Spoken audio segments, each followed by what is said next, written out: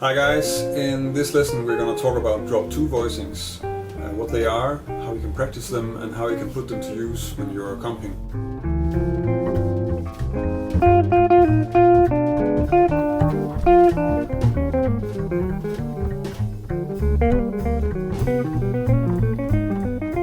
So let's first look at what a drop 2 voicing is. If I play a 7th chord in inversions, like if in this case an A minor 7, then I will get these chords.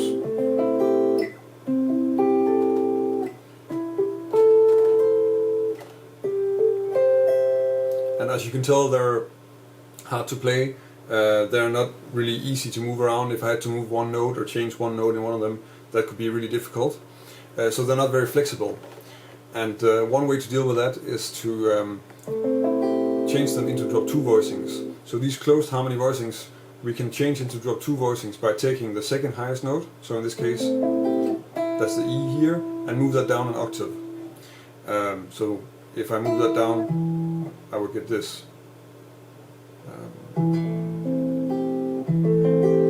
And this voicing I can actually play like this. So now I have a voicing that I can easily play within one position. There are no stretches involved and it's a lot more flexible. And if I do that with all the inversions, I will get this.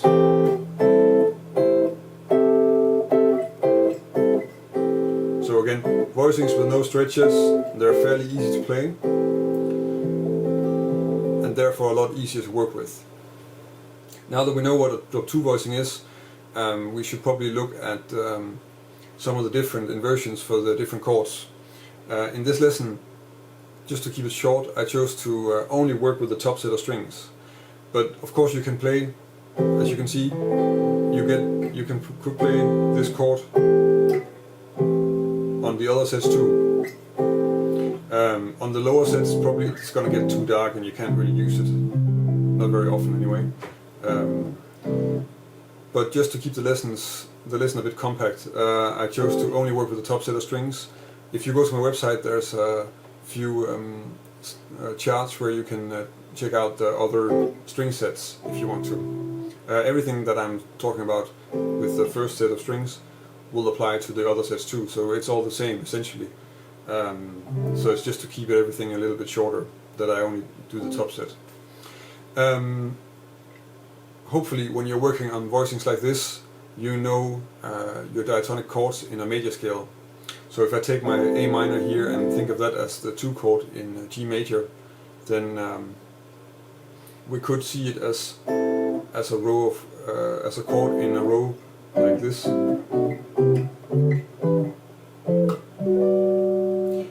which is just all the diatonic chords of G major. And the reason why I want to see it like that is because we're using it in a context with a key. So to have all the drop 2 voicings that we need, we're just going to have a look at what chords do we actually have in a key. And if you want to check this out with diatonic chords, then you should check probably one of my lessons on diatonic arpeggios, or the one called the Jazz Chord Survival Kit, which is also about learning the diatonic chords in a key. So if you do that, then you know that we have 4 types of chords that we need to work with. We have our minor 7 chord, we need a major 7 chord, that would be like the 1 chord or the 4 chord. We need a dominant, so in this case G is a D7, and we need a half diminished chord, which would be this F sharp minor 7 flat 5. So in example 2, I'm first going to do the A minor 7 inversions, then the D7 inversions, and then the G major and the F sharp half diminished inversions. So the A minor 7,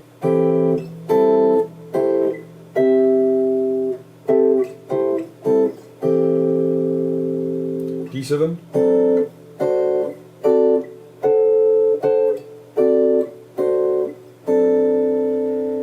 G major 7,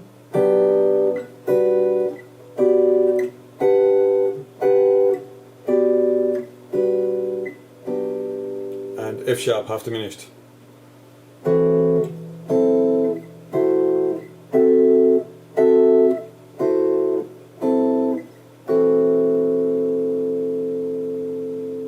So now we have the different chords, and we actually have all the inversions that we need to just play all the chords in a major key, and we can start putting into use in songs also. But maybe as a few useful exercises in this, I've made two exercises. One is to play a 2-5-1 in major, so A minor 7, D7, G major in the key of G for all positions, and the other one is to work through the diatonic chords with these drop 2 voicings, just to get used to seeing them in that context too. So here are the basic cadences in the key of G.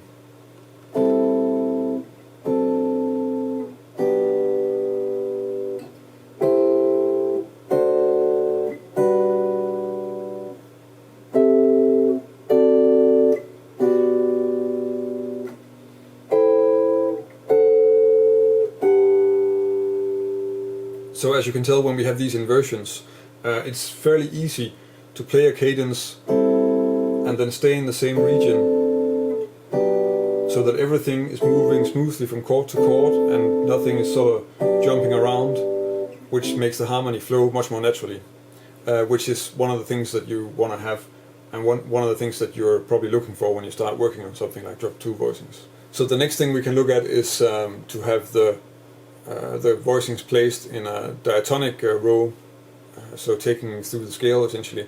I made 2 examples of this. Of course you can make one for each chord, for each type of voicing, but I only did 2 of them just to demonstrate. You can try and do the other ones. It's a good exercise to figure them out, and it's always nice to place chords in a tonal context, so in this case to place them in a scale and move them around. The example sounds like this.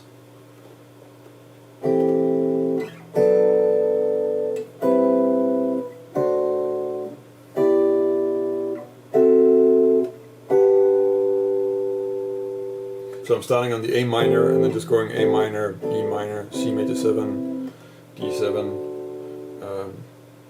E minor, F sharp half diminished, G major 7. The other one I'm going to start on the E minor voicing, that's this one. So E minor, F sharp half diminished, G major 7, A minor 7, B minor 7, C major 7, and D7. So with these sort of basic exercises you can get a bit more used to how the voicings move when you're moving them in a cadence like a 2-5-1, or when you're moving them in a scale. And the next thing you need to look at is just to try and apply the same principles in a song.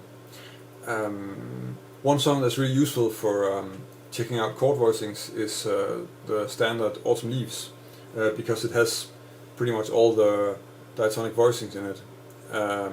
So the 5th example is just the first 16 bars of Autumn Leaves played with drop 2 voicings. I chose to start with the C minor here, because that seems kind of logical and probably feels a bit at home, because you probably know this C minor already, which is almost the same.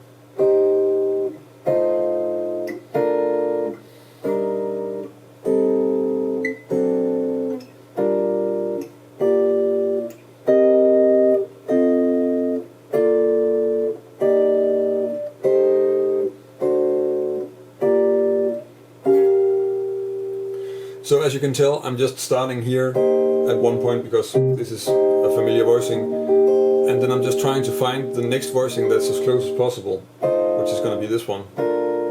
And then moving all the time, just thinking, well, where's the closest one? And of course that takes some overview, and the first time you really have to sit down and think about it. But in the long run, you'll start getting these voicings sort of paired together, and you'll get used to seeing them like that, and get more and more used to using them in this way. Another thing you might notice is that I'm not using any extensions, so it's really just the basic chord voicing that I'm using.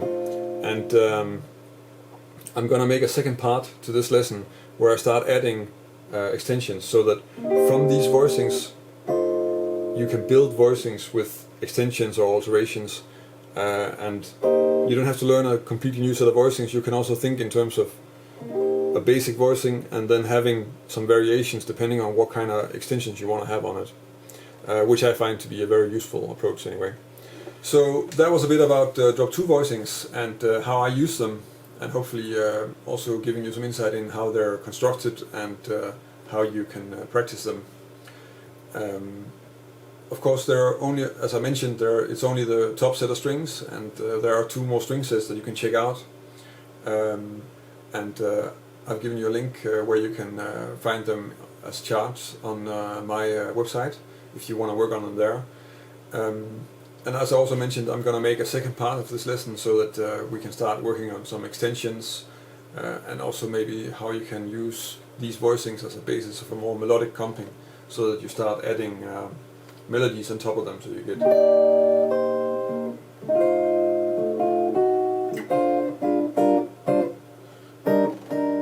and not just voicings moving like this. Yeah, drop 2 voicings are sort of something that you really do need to know if you want to learn how to play more mainstream jazz and want to be able to play standards.